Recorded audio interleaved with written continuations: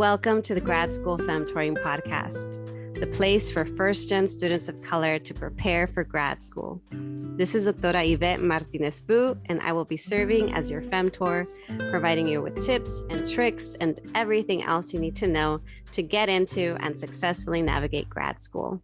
For over 10 years, I've been helping first-gen students of color get into top grad programs in their field, and I'm really excited to support you on your academic journey too.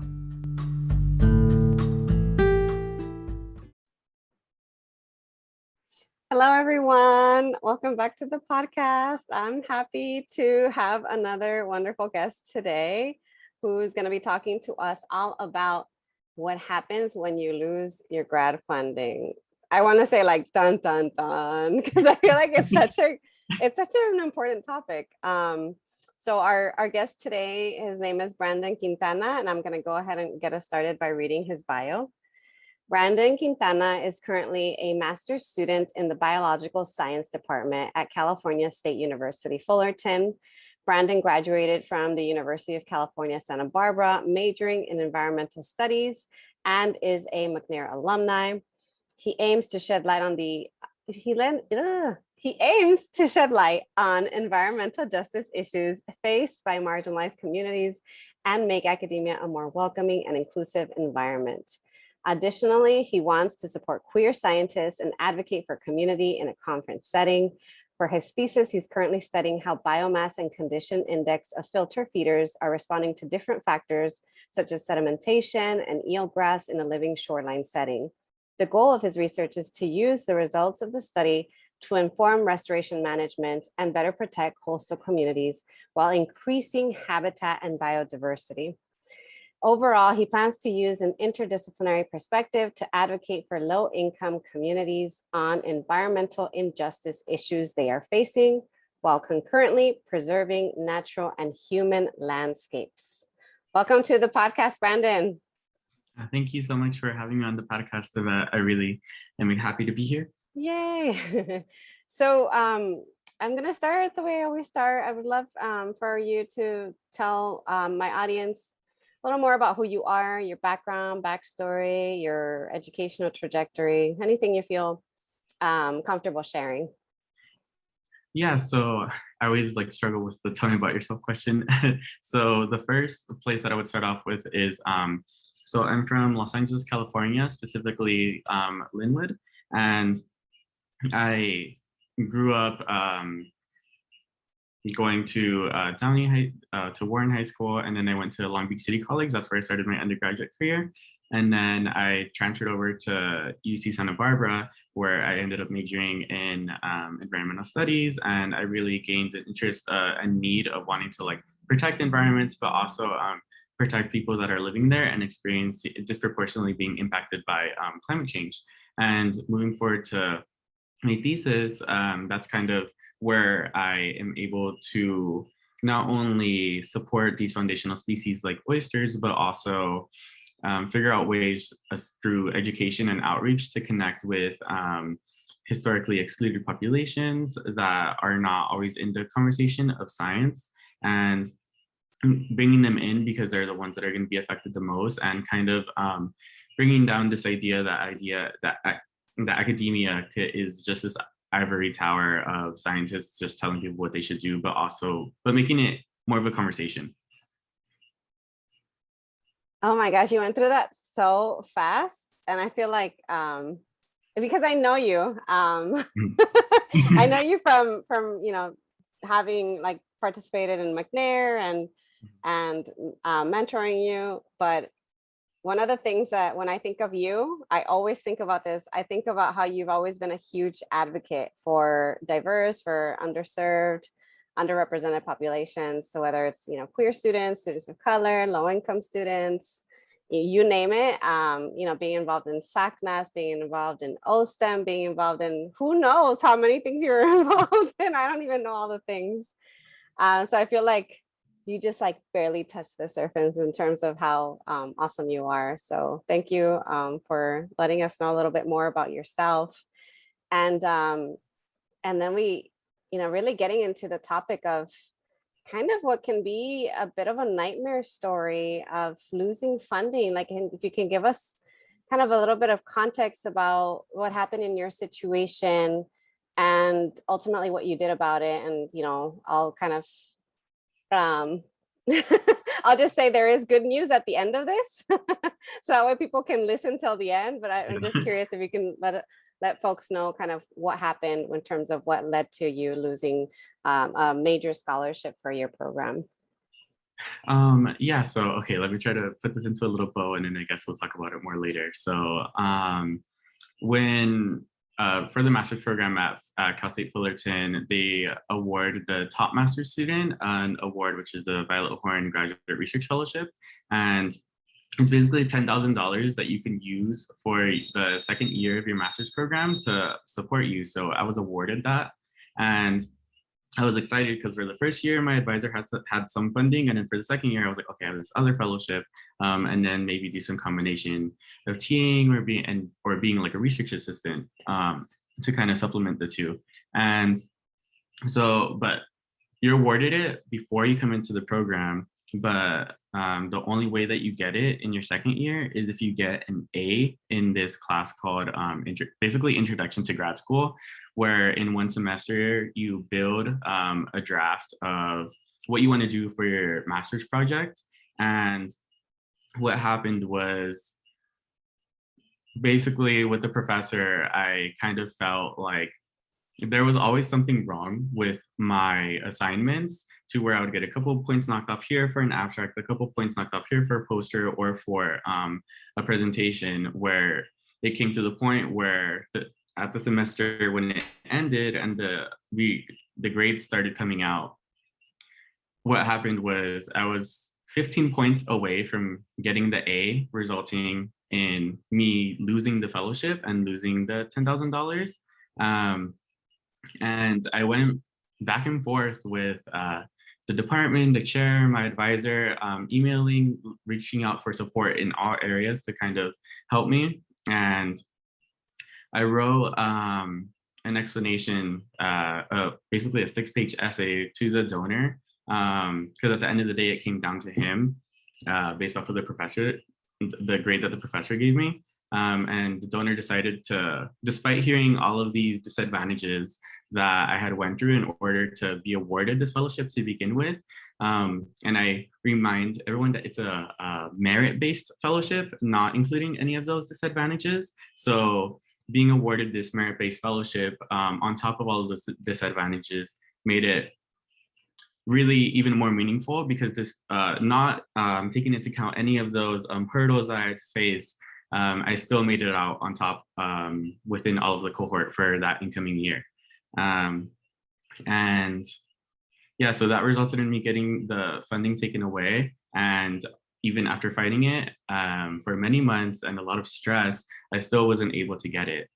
And that's kind of the short story of how the funding got taken away. Wow. That's a really tough situation to be in. And, I can hear, and I know I also kind of, I heard from you during when that happened, but when you share about it, I'm like, dang, you fought really hard to try to keep that funding. And then I can imagine how disappointing and frustrating it must have been to have a flat out no after all that work. It's like you practically reapplied for it, writing 6 single-space pages to justify why you need it. On top of that, one thing I want to point out about merit-based scholarships is that I have a lot of conflicting emotions about merit-based scholarships, because I don't actually believe in meritocracy. I don't believe there is such a thing as meritocracy when there is so much inequity in academia. So for you to get a merit-based scholarship, that's wonderful. But then for them to take it away, not considering your disadvantages, not accounting for that, not trying to be equitable, that's completely unfair and unjust. And so, I'd love for you to kind of keep going and just kind of let us know, what did you do next? Because ultimately, you not only regained that funding by applying through other sources, but you got even more funding. So like, how did you go from point A to point B? Because those are two very different situations. It's like, I would have been so afraid and almost wanting to give up out of frustration, but you didn't. So let us know kind of what happened.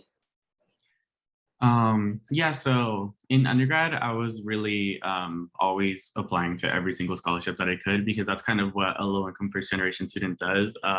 You try to look for the money so that you can continue doing the research that you're doing, because where else are you going to get it from? It's not going to come from your parents, or it'll come from working, but because you're doing the research, you can't really work. So that's kind of always been my idea for applying for the scholarships and fellowship program or research programs. So keeping that same mentality in graduate school, I had already had a really long list of scholarships that I wanted to apply to before I even got into the program. Ooh, can I interrupt you there? Yeah. How did you find out about these scholarships? Because people ask me all the time, how do I find out about scholarships for master's programs? So how did you find these scholarships? Yeah, so basically what I did was first look on the school website. So I went to CSUF, or Fullerton.com, and then I looked at the university scholarships and just read through all of the PDF, and I listed all the ones that I was eligible for, or maybe even the ones that maybe I wasn't that eligible for, and still wrote down how much it was, wrote down when it was due, so it would be on my list. And then I went into the department for bio, and I looked at the specific department scholarships, and basically the same thing. I wrote down how much it was, when it was due, and then made sure I was eligible for it. And then I basically Googled like marine science scholarships, and just went through like so many lists of what I could be eligible for. And then again wrote down how much it was and when it was due, and then did like an upcoming scholarship deadlines. And then for the month, I would just look at what I needed to do, see if I had enough time to apply for the scholarships, and then kind of, yeah, just pulled from the list that I had created. And yeah, I feel like a lot of master's programs are really underfunded, where the research that you're doing is really important too, and PhD programs can be have more likely chances of being funded. So just kind of really being proactive about what you're eligible for, what you can get, and yeah, like it doesn't always have to be like, you know, the really big like fellowship, like those $500 scholarships, thousands, 2,000, like they all add up to like this big kind of like snowballing effect of what you can get. And yeah, that's basically how I made my list for funding. So you might not feel comfortable sharing numbers, but can you give us an what's the word, like an idea of like, did you double the funding that you lost? Did you triple the funding that you lost? Like what did you end up doing in terms of like the funding that you ended up gaining after losing the other scholarship and applying to a bunch of other opportunities? Yeah, so kind of like going off of the other question, like I've always kind of had like wanting to apply to scholarships, and then with all of this like stress of like losing the $10,000 for the second year, I was like, okay, well now I need to make sure that I apply to every single thing that's on this list.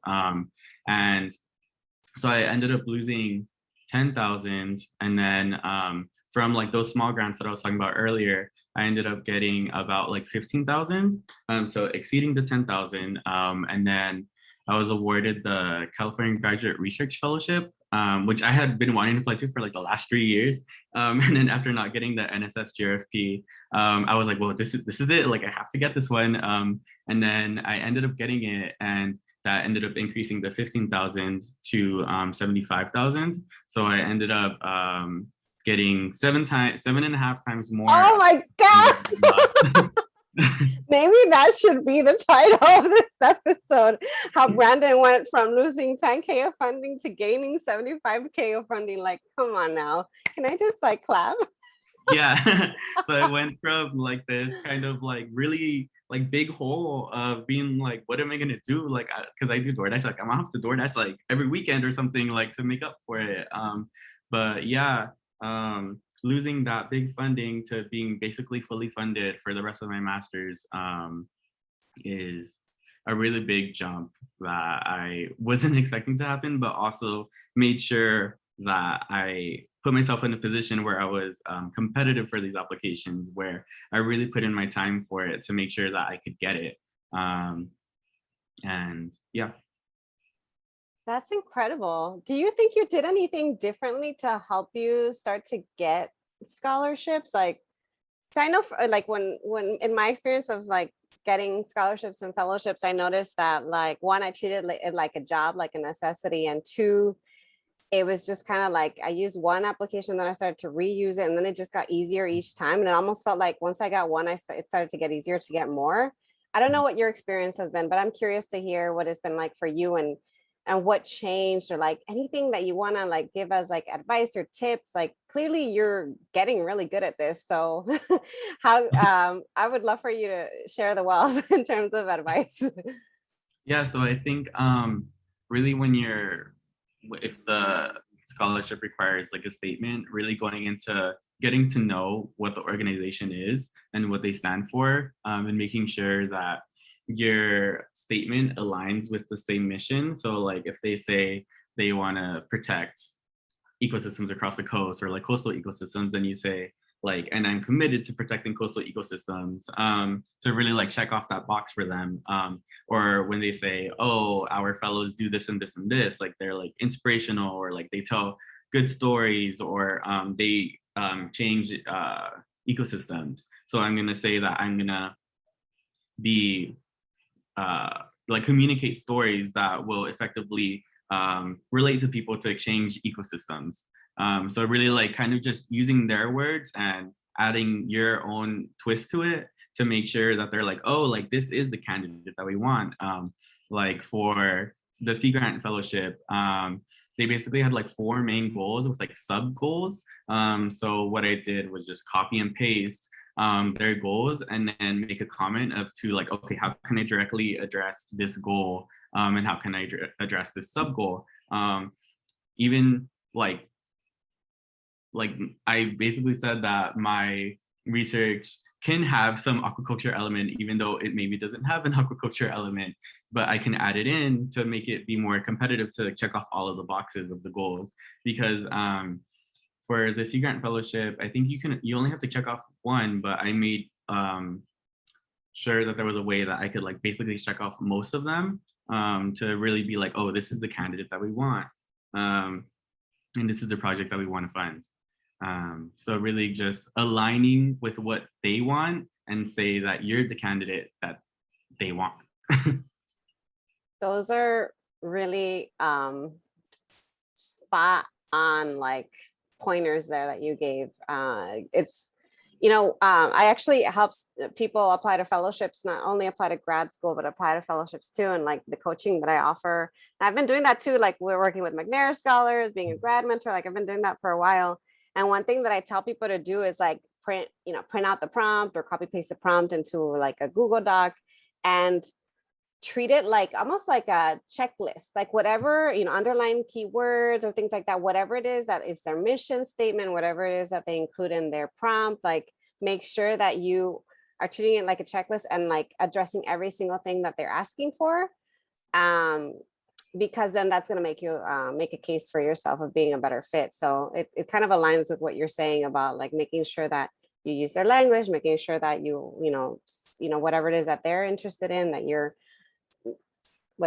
matching your work, your background with what they want. So that's really good. Keep doing it. I feel like you've unlocked you've unlocked the key, or whatever you want to call it, to getting funding. So that means now that you have that skill set, you're going to be able to get more and more. And should you continue to, continue with grad school or another program or whatever it is, like there are lots of grant opportunities, professionally outside of grad school too. I think, it's going to carry you a long way. I want to ask if there's anything else, in terms of words of advice that you want to share with other listeners, folks who are, low income, first gen, queer, underrepresented, like student of color, just who is interested in going into a master's program, or is interested in STEM, or who's just like, curious about grad school, or worried about funding, that's the thing holding them back, or in a similar position, like they got into a program, don't have a lot of funding, have to figure it out on their own. Like, what kind of advice would you give to a listener? Yeah, I think maybe like the most important advice that I learned from using the funding is maybe even when it looks like you don't have allies close to you, like look for allies that can help you advocate for yourself and kind of like speak for you and say that you've been trying really hard to like be in the space of academia that we're not like allowed to be in, and just being like believing in yourself to be like, I do belong here and I can do it, and I have a certain point of view that isn't represented among all of my white counterparts, that is really important and deserves to be heard just as much, if not more, than the white counterparts. And really just kind of when that voice comes in your head, like, oh, I'm not good enough, like, oh no, like I am good enough because like I'm here and I'm trying. And really at the end of the day, it's advocating and trying your best to really make it. We always talk about like the cycle of poverty that like first gen and low income students have. And like it's a cycle of poverty and it's like hard to break sometimes. But like I'm not saying like motivation will like just break everything, but having that belief that you can do it will give you some motivation to push forward. But also kind of really, how do I say this? Like kind of like also at the same time, like what I kind of learned was this like academic thing, us like marginalized students don't have to like change everything or like put all of this extra weight that white counterparts aren't putting on themselves. Like I know like I'm still like trying my best to like change things, but I'm also not going to take on like change the entire school when it's like professors like the one that didn't give me the grade that I needed, despite me meeting with him to tell him how stressed I was about losing this fellowship, which is like 8 months of rent or like my car payments and all of this stuff, about being stressed over it and really trying my best to keep this fellowship, and him not helping me because he doesn't understand what it means to lose the fellowship. Like yeah, I don't know, to not get into it a lot. But yeah, just really like advocate for yourself, but also remember that like these systems have been like upheld for such a long time, and like it's really hard.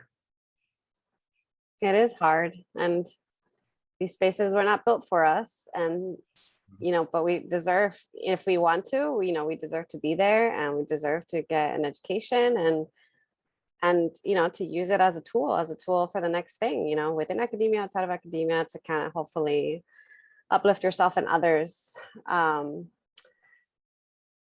Yeah, I'm wondering, I think unless there's anything else that you want to give as a takeaway, if others resonated with you, if they want to be in touch and connect with you in some way, how can they reach you? How can they kind of follow up and stay in touch? Yeah, so I don't really use like I use like Instagram personally, but like professionally I use academic Twitter, and which I think you might come back to the podcast again to do a whole podcast on academic Twitter. Just so you all know, Brandon is pretty good at Twitter. From an older millennial perspective, from my old ass. I'm like, Brandon, you kind of know what you're talking about. Anyway, sorry. We all want to see. Just connect with Brandon on Twitter. Yeah. Well, I haven't really been as active on Twitter, but yeah, I was showing Yvette some of the ropes of how to become connected with other people on Twitter.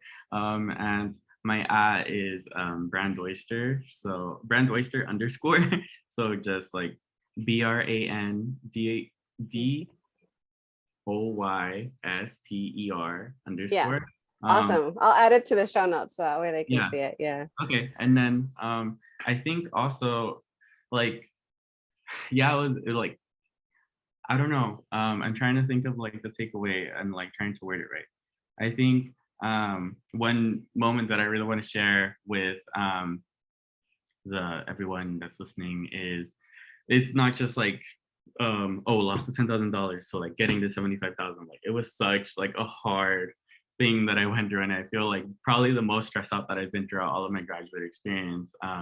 And like I can share that when I was trying to really like talk about this with the chair of the department and with my advisor together in a meeting, I like in the first 5 minutes of like the hour meeting, like I was like literally crying of just from like the peak stress of like, okay, this is the meeting that like is going to be pivotal to whether I get this or not. And I literally broke down in tears telling them I don't know what this is going to do or what's going to happen. So it really like is what was a low point, and it really was like a struggle to get through this, but somehow made it through.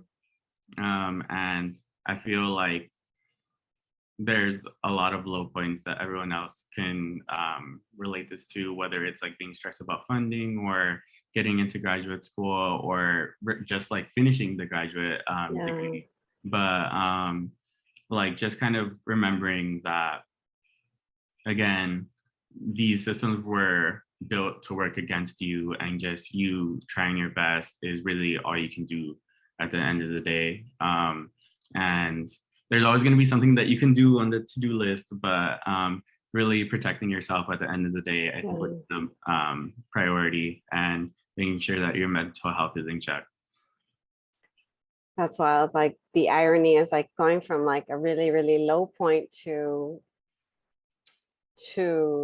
being in a much, much better spot after in the aftermath.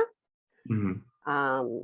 It's just like you never really know how you could potentially turn things around. Like sometimes one moment feels like it's the end of the world, and then you kind of somehow te pones las pilas, like they say, like you just kind of like, keep going, push through, get support, and turn things around, and you're taking care of yourself along the way también. So I appreciate you sharing this message and being vulnerable and talking about a very difficult kind of circumstance and experience that you had, and using it as a means of kind of, sharing advice and uplifting others. And hopefully someone will get a takeaway from this, and all of a sudden they're going to apply to a bunch of scholarships and get funding. Getting that motivation from you. So yeah, thank the money's you. there. Like you just got to That's go. the thing. So that's okay. So just one last thing before I let you go. As someone who was formerly a scholarship advisor, there are a ton of scholarships, and not all of them are university-based scholarships. There are nonprofits, there are individuals, there are companies, there's scholarships all over the place. The hardest part, I think, is not applying, it's finding the funding. Like I got a scholarship from a beauty website. Like I'm not even like into beauty stuff, and I got a random scholarship. It was like $1,500 from Sabbatical Beauty. Like we applied as for support for funding for when we were working on our Chicana Mother work anthology, and I was like, are they really gonna fund us? Like really? Like we don't even really use their stuff, but we wrote a good essay and we got the funding. So you just never know. And sometimes people say, oh, all the scholarships are for undergrads, and that is not true. There are scholarships for master's students, for PhD students. They're harder to find, but they're out there. So I'm glad that you are reminding us all about that the money is out there. Yeah, that's true. I follow like this account on Instagram. It's called like Access Scholarships, and they basically just like post about scholarships, and I just like look through them to see, oh, am I eligible and can I add this to my list? And yeah, sometimes like they are relevant and sometimes they're not, but like it's good to have it there to really remember. Like there's just like endless scholarships to apply to, and just kind of like I know like not everyone can set aside the time to really apply for them, but like just trying, because after like a couple of scholarships you might get some, you might not, but just like that you're trying to get the funding and can use previous material, and then it gets easier, and then you do get a couple is kind of the important part. I'm going to link that. I was just taking notes to that. You said add access scholarships on IG. Yeah. Okay, I'm going to link that too. So if folks are curious and want to check it out, they can do that too. All right, Brandon. Well, thank you so much for sharing space with me and for sharing your words of wisdom and your experience. It was really nice to have you. Yeah, thank you so much for having me, and hopefully someone can learn something from this. Oh, sure. Okay, thank you.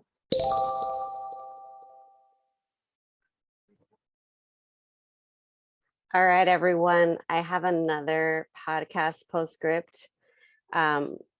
Something that came up in our conversation over email is that Brandon mentioned to me that he actually won a poster award and a presentation award for the same poster and presentation that the professor gave him a low grade on. This was the low grade that was the reason why he lost that $10,000 scholarship to begin with. So his scholarship was contingent on the final grade he received in this class. And that final grade was also kind of contingent on this poster and presentation. And so this is what he shared with me, which to me indicates that the way that you evaluate something is very subjective. There is no verification that he was graded fairly, or that his situation was a just situation, but he did his best, and he worked around this very, very difficult situation of losing his a substantial amount of grad funding, and he turned it around and was granted that plus much more. Another thing that he wanted me to include as a final takeaway in this postscript was, and this is his words, quote, that incidents like these can add on even more to the very prominent imposter syndrome that marginalized students already feel. And it is on the professor to treat every student with equal respect and do their best to prevent implicit bias. Those are his lines and his final thoughts on the topic. And I want to leave you with that. So I hope that you found this episode useful, and I will talk to you all next time.